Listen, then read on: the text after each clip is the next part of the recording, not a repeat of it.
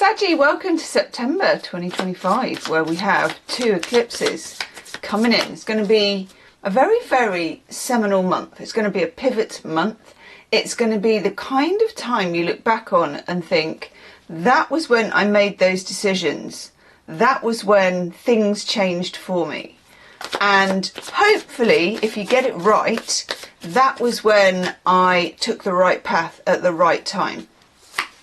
So, speaking of this, exactly this, and this is for you if you're Saggy, Sun, Moon, Rising, Venus, cross-watching, or just here for the lols, okay? We have the Two of Wands, which I always consider to be quite a Sagittarius card. Two of Wands is a decision-making card. Here's this woman, she's got, I assume these are like walking sticks or something. She's got the globe, she's got the camper van, she's staring out of a really gorgeously glazed window. And I appreciate some fairy lights as well.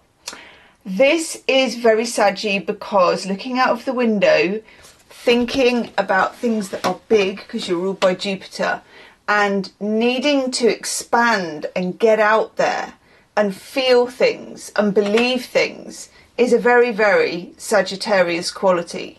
The Two of Wands, because it's a 2 as well, for me it's associated with making a decision. So it may be that you've been mulling something over for a while, and the eclipses that are coming up in September, one of which is on the 7th and one of which is on the 21st. Those 2 eclipses, a lunar eclipse, which is like a full moon water bomb kind of in Pisces, emotions flying everywhere, catching feels, and we will do a love reading underneath this one as well. Catching feels, letting things go, things coming in, things being eclipsed out. I mean, it's interesting and it's exciting, and as a Saggy you can ride the wave, but it's a bit tumultuous, okay?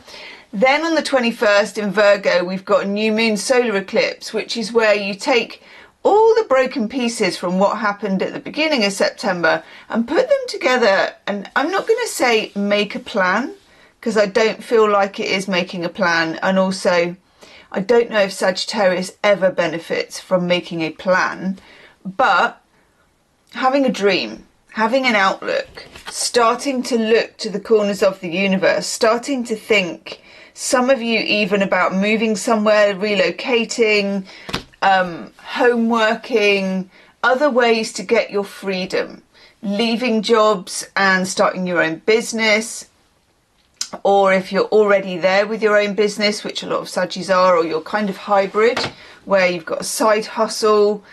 The side hustle may get bigger than the job, you know, it may tip the balance. So don't rule anything out at all in September, because the next card that you get is the Wheel of Fortune. And the Wheel of Fortune, I particularly like this Wheel of Fortune because it kind of, although they're kind of compasses, it gives me a casino vibe as well. It's a bit like taking your chances at the casino in life. If you put the Two of Wands together with the Wheel of Fortune, you're ready to ride your luck. And Sagittarians need to be riding their luck because you are lucky. Jupiter is lucky. Saggies, you have a bit of a charm from the universe, which it doesn't mean your whole life will be glitter and unicorns, but it does mean that you're going to have more blessings than most if you can recognize them. And fortune favors the brave with Sagittarius as well. So just remember that with the Wheel of Fortune, you know, you need to be tuned in to taking a leap of faith. Love this for you already. Okay, what's hidden? What is hidden or not being said? Or under the surface even. But if it's under the surface, it will come to light in the full moon lunar eclipse in Pisces. That's what it's designed for. It will be like everybody's taken some weird emotional truth drug. Great. Okay, 10 of Pentacles. What is hidden is that, and we did touch on this, because the new moon solar eclipse is in Virgo on the 21st. Virgo is an earth sign. For some reason, I always get Virgo-y type cards in your reading anyway for Saggies. No idea why. If anyone knows, let me know in the comments. There's a time, and I think it's in those sort of last few days of September, from about the 25th to the 30th, that little window. It will be after that as well, but the strongest portal for putting something in place for the future is during those dates. So jot those down in your diary, okay? It feels like, you know, we were touching on a business or a move or you daring to do something. It feels like it could lead to, normally when I'm looking for what's hidden, what people aren't saying, etc., I tend to find, I'm just going to pull this curtain by the way, I tend to find it's kind of the shady stuff, you know? But I have to say, and trust you, Saggy, I'm not getting shady stuff. What's hidden from you is the good stuff, so amen to that. What's hidden from you is that this could be your ultimate dream.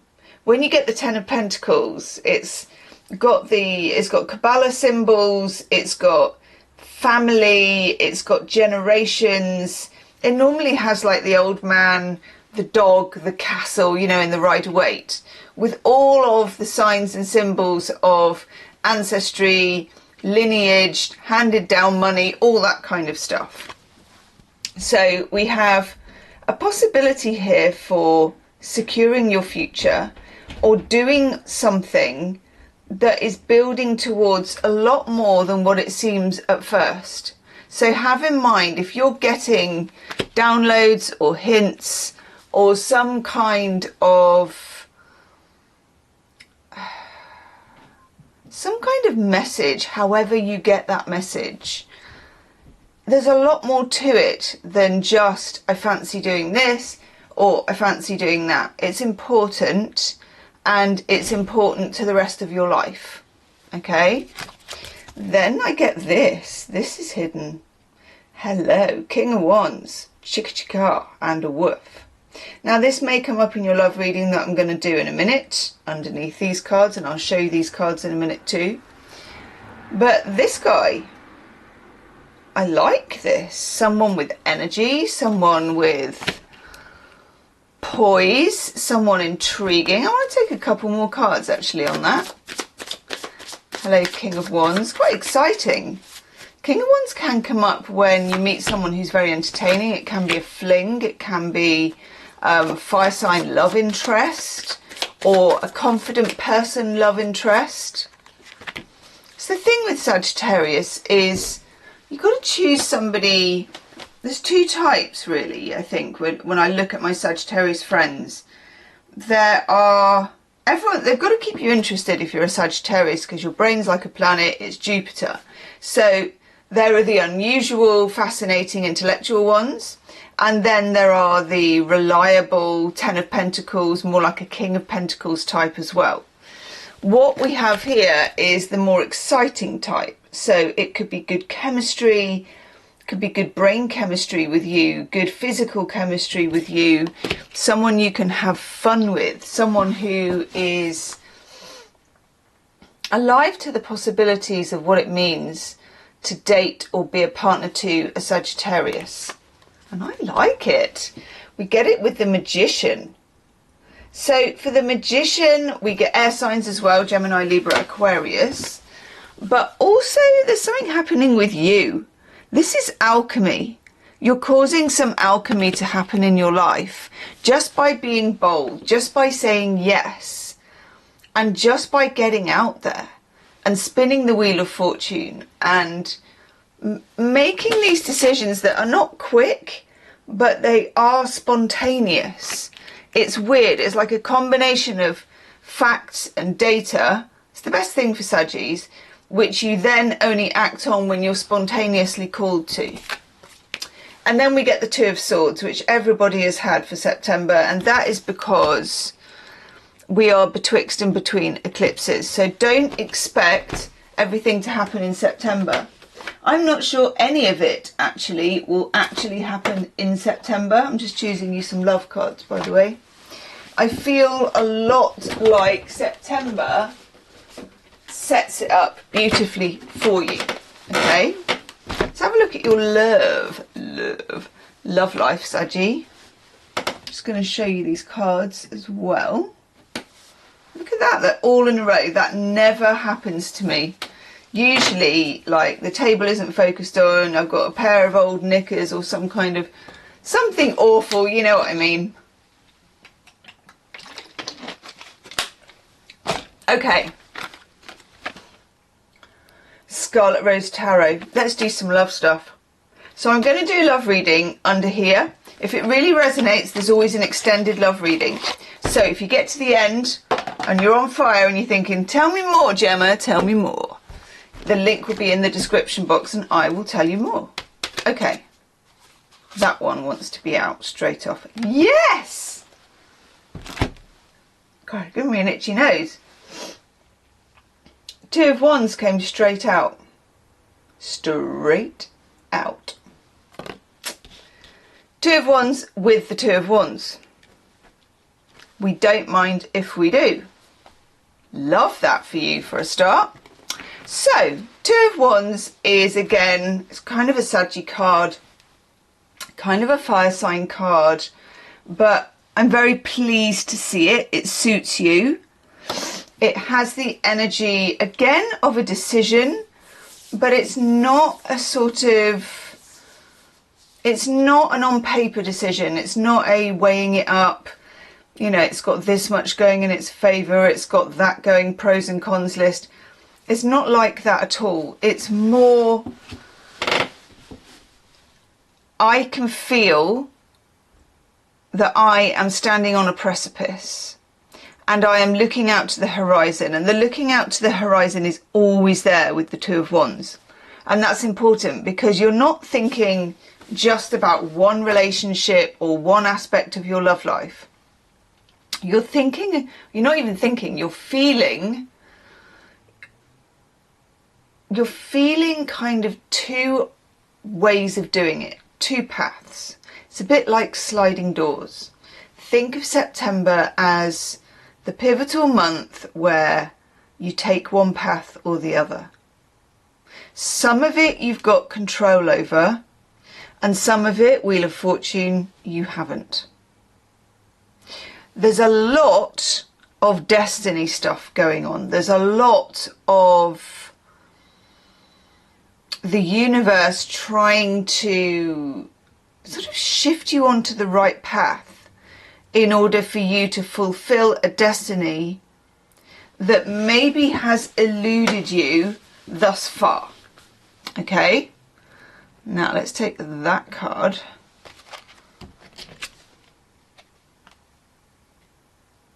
Oof. 10 of Swords. Right, think of the 7th of September, which is the full moon lunar eclipse in Pisces. Anything, and there will be some, any emotional, and I'm going to be polite and call it housekeeping, that you need to do, the universe is going to, I'm going to say demand it of you. Okay, let's just focus on these love cards a minute. The universe is going to push it in the way of you, push you towards it. Another way of saying it is get you to confront it. And it would be far better to meet this head on than to wait until the universe makes it happen. The full moon in Pisces has a huge impact. It's like a water bomb. It's like a tsunami. It's like a big wave. It's going to knock people off their perch.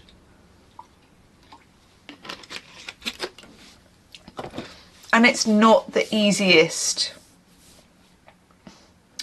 It's not the easiest of vibes. I'm trying to be really diplomatic. I think the signs that will cope best with it are Gemini, Sagittarius and Pisces, because those are the 3 mutable signs. And you can reconfigure. Saggies are very good at this. You get knocked down or something happens, you reconfigure very quickly because you're not attached to things being fixed. You're not attached to linear outcomes, which sometimes can be annoying when you're trying to achieve like a goal related work thing. But, and notice there's a lot of cycles here as well, but when it comes to eclipses, disturbances, you know, life stuff happening, you can reset quicker than most. So try and get ahead of it a bit. What is there in your life that you need to release? Okay, I think you know what that is, and I think you know how to release it as well. The universe does not want to bring that forward into the end of September / the rest of the next sort of 6 to 12 months. Okay, not saying that that will be easy, but it is necessary. Then we get the Queen of Swords, and this is the need for you in your love life to have secure and great boundaries. The Saggies, I know, have pretty good boundaries actually for a mutable sign. So I don't think that's going to be too difficult, but I do think it's necessary now and again, whether this is a current relationship or you just met someone or you're about to meet somebody or it's an ex, you need to be very clear about where you stand, what you want, what you don't want, who you are, and what it takes to be with you. Okay, you stand by that line and people can't cross it. Love that you get the star. So when we get the star for a Saggy, it's always telling us, and I like that we get it below this rather handsome King of Wands here. There is, oh yeah, so I just pulled the sun. Oh, that's gorgeous. Right, even better. There's a lot of luck for you with fire sign people this month, and maybe into the future few weeks after that as well. So just bear that in mind. That's in love, but also in life. Manifestation, which Sagittarius, and it's given me an itch, you know, Sagittarius is immensely good at, is vitally important. So the universe wants to see you in your highest realm of manifestation when it comes to love, when it comes to attraction, when it comes to the hard and fast business of what you want and what you don't want in your love life. So what shape of relationship do you want to receive? How do you want to be treated?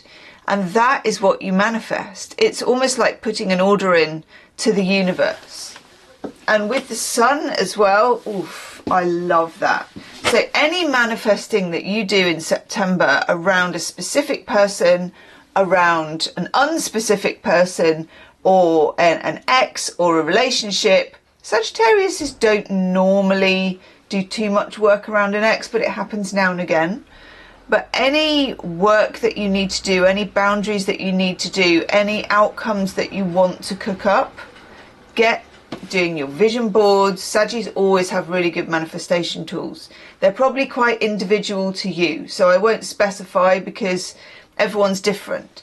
But do what it takes for you to spend a lot of time living in the end, living in the outcome rather than the difficulty.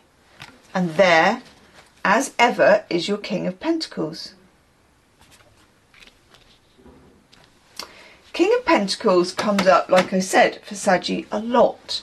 This is somebody you can rely on. This is somebody who keeps their promises. I always call this what my mum says, someone who has a knob, a bob and a job. Somebody who can fix that seat thing that he's sitting on if it should break. Someone who can take the rubbish out. Someone who can take care of business. That's not to say you can't do all those things. Of course you can. But this is somebody who, and I really hate this word, I hate it, it's so cheesy, but they're a rock. They can be your rock. I said it. And there could be an earth sign, but more likely you're there's some kind of choice or something between someone who is exciting, possibly fling material, attractive, sexy, like this, and someone who is abiding, who is, their promise is oak, they're like a tree, you know, they are a little bit sensible in lots of ways, but a very good foil to your unpredictability, which Saggy always needs to be. Saggies are not unpredictable for the fun of it. Saggies are unpredictable because that's how your luck works. If you try and plan everything to the nth degree like a Virgo or a Scorpio, it kind of dies on you. And that goes for love, it goes for life, it goes for every single aspect. I love this for you. Let's take a love card. Love card. In the extended reading, I'm going to look at what is coming in for you in love. How, if there is a specific person, do they feel about things? What's going on behind the scenes? And what can we do to maximise our chances of the best outcome in whatever our love situation is? Yes. You get this rather strange card, but rather lovely card, compatibility. This is about,